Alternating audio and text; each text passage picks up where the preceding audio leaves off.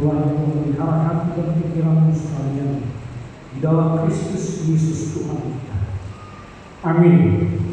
Shalom, Bapak Ibu, selamat datang Bapak Ibu Saudara yang telah bergabung dengan kami di dalam persekutuan ibadah HKBP Kuala Lumpur. Bapak Ibu Saudara, minggu kita hari ini, minggu pertama sesudah Paskah, itu dinamai minggu Quasimodo Geniti.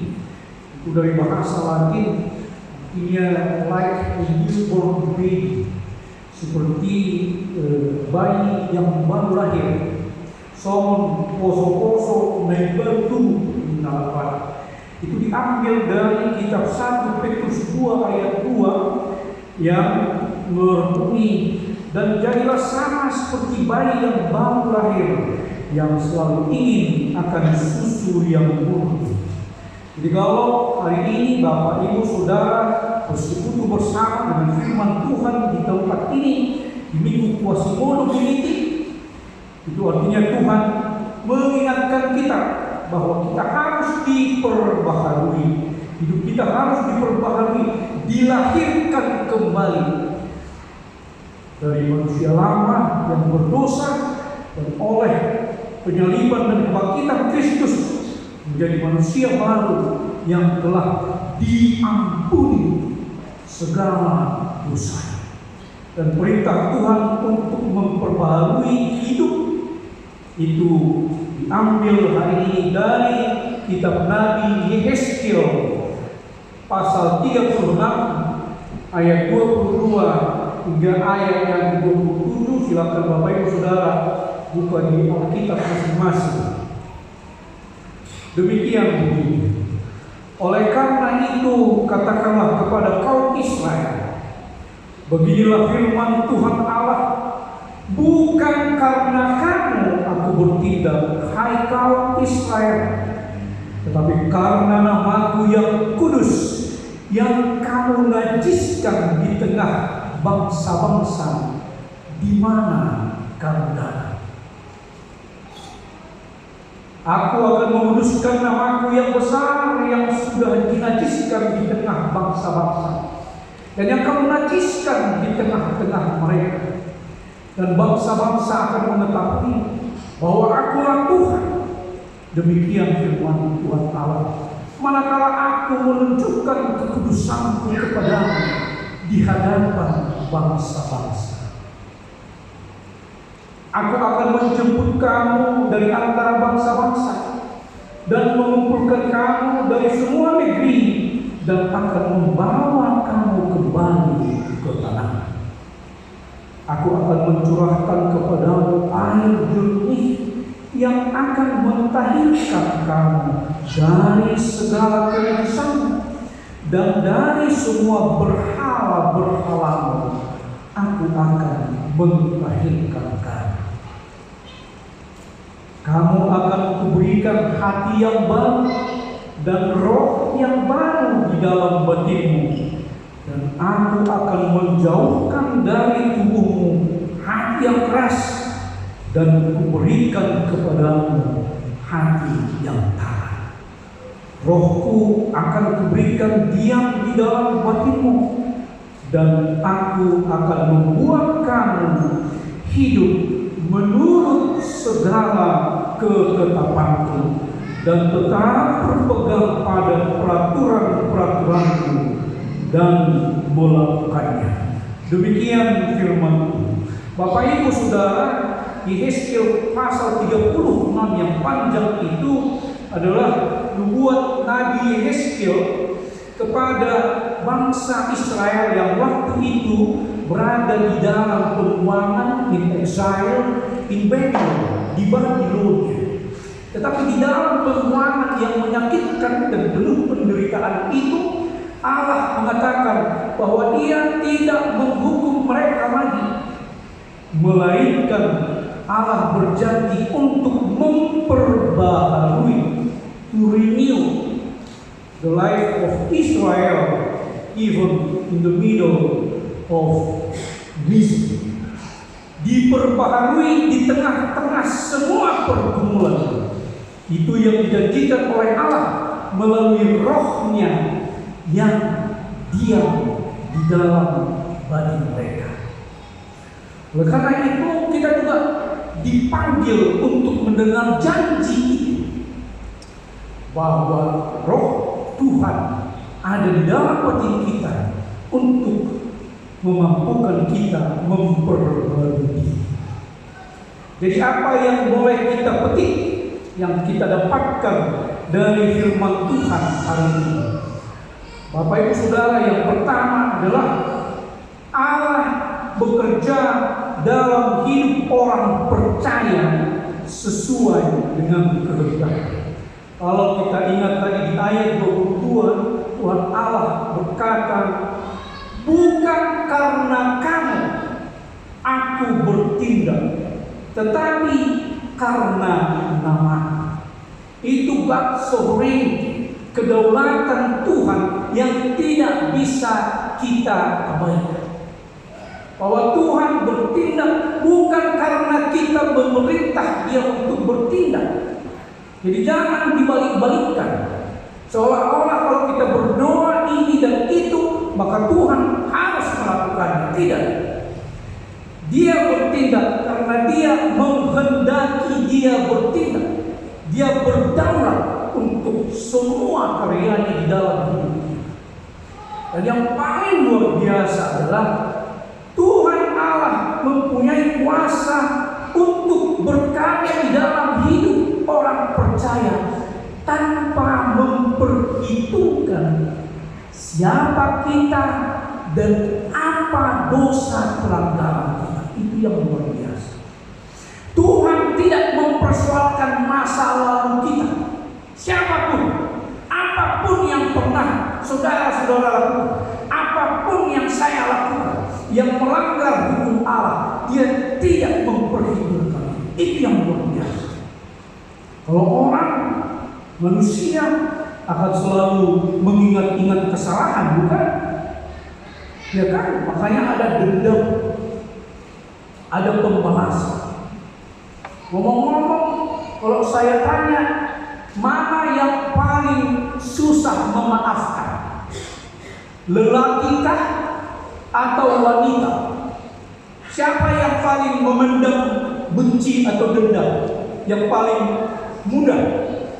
Laki-laki kah atau perempuan?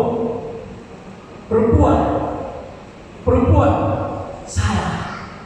Laki-laki. Laki-laki yang paling mudah membenci dan mudah mendendam. Itu hasil dari riset psikologi di Arizona di Amerika Serikat.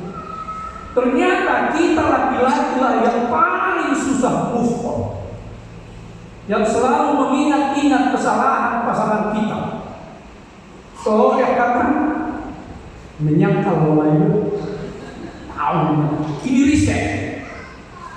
Makanya kalau kita suami-suami marah, istri itu kan diam, benar? Dan besoknya dia masakin kita sarapan, breakfast. Dan kalau kita jauh, dia telepon sudah makan, tapi kalau kita marah, boro-boro mau WA, di blok nomor istri. Lalu ganti lagi namanya menjadi polisi tuh. Fucking gudang. Dan orang Batak mengatakan, we will see you, I will see you in the red land. Merdu hitam layak. Dia bawa dendam sampai mati. Perempuan Batak mana ada kayak gini. Kita laki-laki yang paling susah move on. Jadi Tuhan mau kenal balik unang patah hati kalau kedua tidak. Kalau aku mau diajak ke beta kamu itu, ayo siapa takut orang tutup sangat sakit hati mah. Manusia susah memaafkan, Tuhan tidak. Dan kita telah dimaafkan melalui kematian dan kebangkitan Kristus. Lalu pembaruan macam apa yang bisa kita tanamkan dalam hati, supaya lebih percaya pada kuasa Tuhan dalam hidup kita dan tidak lagi bergantung semata-mata pada pikiran dan kemampuan kita sendiri. Bahwa Tuhan di dalam keluarga, bahwa Tuhan di dalam bahwa Tuhan di dalam tempat kuliah, di tempat belajar, dimanapun kita, bawa Tuhan dan biarkan Dia yang berkarya di sini. Yang kedua, Bapak Ibu, adalah bahwa Tuhan Allah adalah sumber kehidupan yang sejahtera. Di ayat 24 dikatakan, Aku akan membawa kamu kembali ke tanah. Itu janji Tuhan. Beragama ternyata bukan hanya soal-soal rohani dan surga. Beragama juga soal jasmani dan kesejahteraan dunia.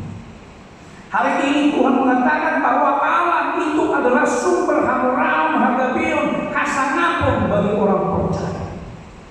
Jangan percaya dengan garis tangan yang bisa membuat kita miskin atau kaya. Jangan percaya dengan ramalan-ramalan.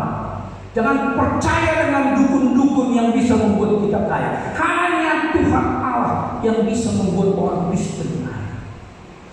Baru-baru ini di Indonesia, Bapak Ibu Saudara, ada seorang dukun. Bahasa Indonesia dukun apa ya? Bohong. Yang mengaku bahwa dia boleh mampu menggandakan uang sebanyak 125 kali lipat. Bayangkan, 125 kali. Jadi kalau kita kasih uang 1.000 ringgit kali 125 itu 1 miliar kan?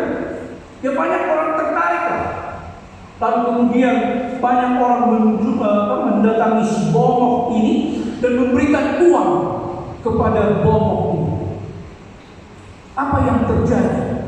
Si bohong atau dukun itu mengajak korban-korbannya ke dalam kamar dan disuruh meminum minuman yang berisi racun.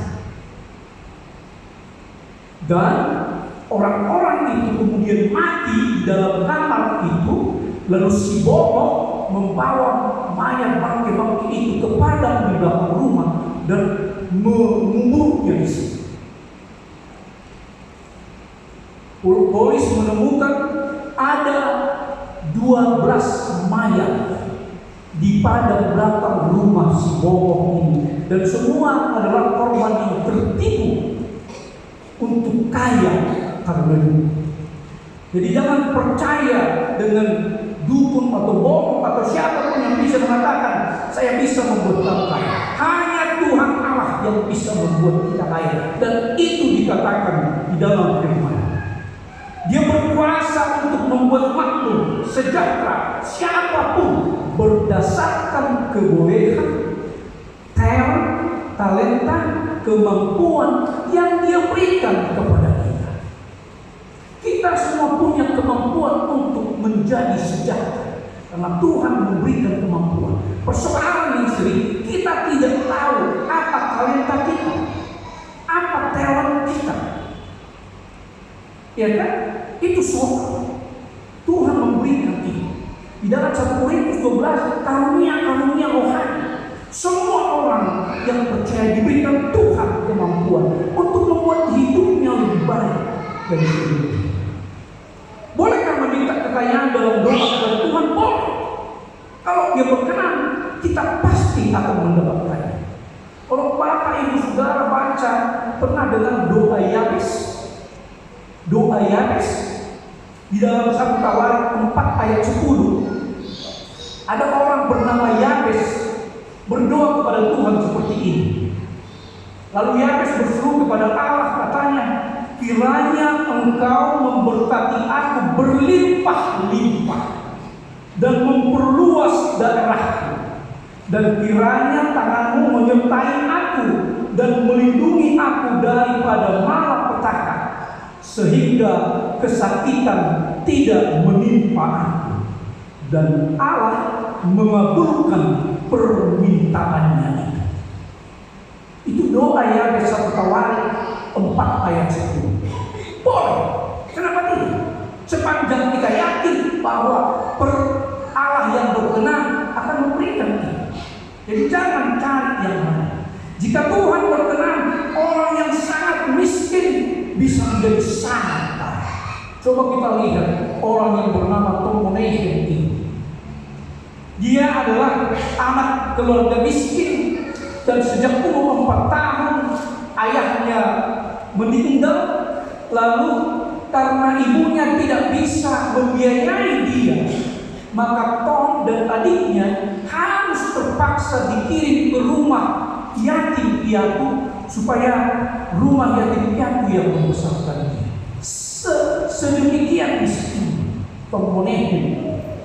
Dan di sana dia mengenal Tuhan dan iman Kristen, dan itu tertanam terus.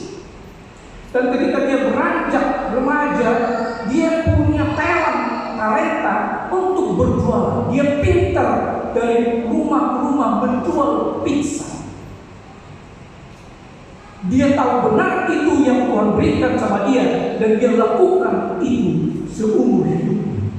Dan karena dia yakin dengan talent yang dia punya, dia pun meminjam uang kepada orang lain untuk membeli satu kedai pizza.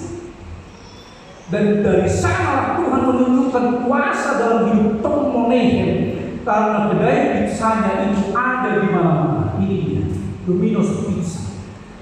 Saya bukan mau mengatakan marilah kita makan Domino's Pizza, tapi saya mau mengatakan ini adalah kedai franchise di seluruh dunia yang dibina oleh seorang anak yang miskin, yang bahkan dibesarkan di rumah yatim.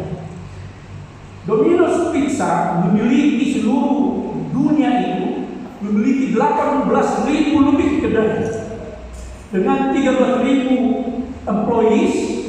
Dan pada tahun 2021 membukukan pendapatan revenue 4,3 billion US dollar. Prislah, 4,3 billion dollar. How we read it? Ini paling pintar karena remaja. Tak bisa sebegitu banyak, kan? Itu karunia Tuhan kepada orang yang sangat miskin, tetapi dia mengenal talenta yang Tuhan berikan kepada dia. Ini yang harus kita perbarui sekarang. Apa talenta? Apa yang paling bisa kita lakukan tanpa melihat waktu? Itu yang pertama. Tanpa mau dibayar tinggi. Kalau saudara-saudara mau melamar kerja, saudara tanya gajinya dulu, lalu baru mau melakukannya, percayalah itu bukan talentamu. Kamu kerja karena mau dibayar. Dan jangan terlalu yakin Tuhan akan memberkati itu 100%. Yang pertama adalah kita melakukan sesuatu bahkan sampai begadang tak dibayar, tapi tak laku juga, itu talent. Percaya. Atau masih ada orang di sini masih tanya, apa ya hobiku ya? Kecuali tidur, itu gak akan mendatangkan apa-apa. Tapi apa yang kita lakukan? Itu ingat, Tuhan yang berkata seperti itu. Yang ketiga, Bapak Ibu Saudara, adalah panggilan untuk pembaruan. Di ayat 27 dikatakan bahwa Tuhan berjanji, Rohku akan memberikan diam di dalam hatimu. Itu artinya kita terpanggil untuk selalu hidup di dalam tuntunan Roh Tuhan di dalam batin kita. Apa tandanya Roh Tuhan hidup di dalam batinnya? Kita tahu kebenaran dan kita melakukannya. Kita tahu yang salah dan kita tidak mau melakukannya. Itu artinya kita membiarkan Roh Tuhan hidup sebagai pandu di dalam tubuh kita, batin kita, jiwa kita. Persoalannya adalah Roh Tuhan bisa tidak bekerja di dalam batin kita kalau kita menutup pintu batin untuk dia. Akal dan pikiran itu yang sering mematikan karya Roh di dalam hidup kita. Dan itu yang berbahaya, karena iblis selalu mengintip itu. Hidup kita ini di mata iblis itu seperti ruangan dengan jendela kaca di sekelilingnya. Iblis yang dari luar anytime selalu mengintip kita. ada roh Tuhan tidak di dalam batin kita. Ketika itu tak ada, dia langsung masuk. Setiap itu ada mergato di son. Setiap dia ada satu pendeta. Ini tidak soal. Ketika kita mematikan roh Tuhan berkarya di dalam batin, mau pendeta, mau jenderal, iblis bisa masuk. Ada pendeta marga yang tadi, gereja Betel karismatik. Kan kalau saudara-saudara kita karismatik beda dengan gereja Batak seperti kita kan. Kalau kami pendeta HKBP kan tidak boleh jualan. Even jualan kuota data itu tidak boleh. Pokoknya hidup kalau memang ada yang bisa dimakan, makan. Kalau tak ya sudah. Kalau saudara-saudara kita di karismatik kan mereka boleh bisnis di mana-mana kan. Seperti itu. Ya itu kekasan masing-masing gereja. Nah ini orang pendeta ini punya bisnis selain sebagai pendeta. Dan bagaimanapun ceritanya, ada dia punya masalah di niaganya, di bisnisnya. Lalu dia terlilit hutang dan dia kemudian meminjam ke teman-temannya, dan suatu hari dia menemui seorang teman wanitanya lalu meminjam uang untuk membayar hutang.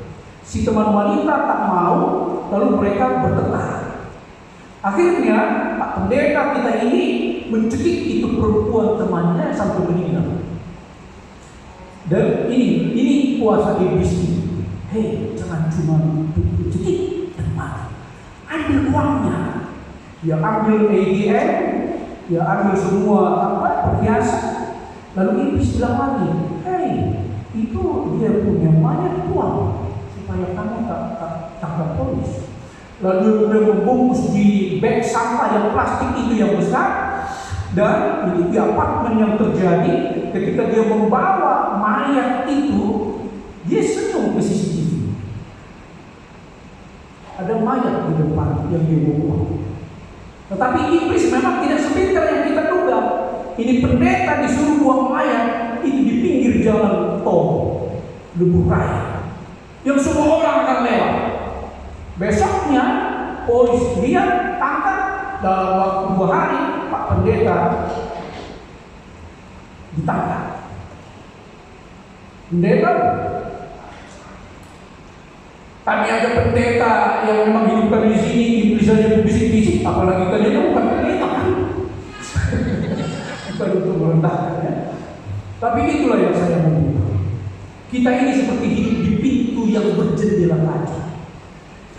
Ada lagi jenderal polisi yang kasus kemarin yang Pak Sambong itu kan, jenderal Sambong. Hanya gara-gara dia punya bini bilang begini, tok, dia tembak orang.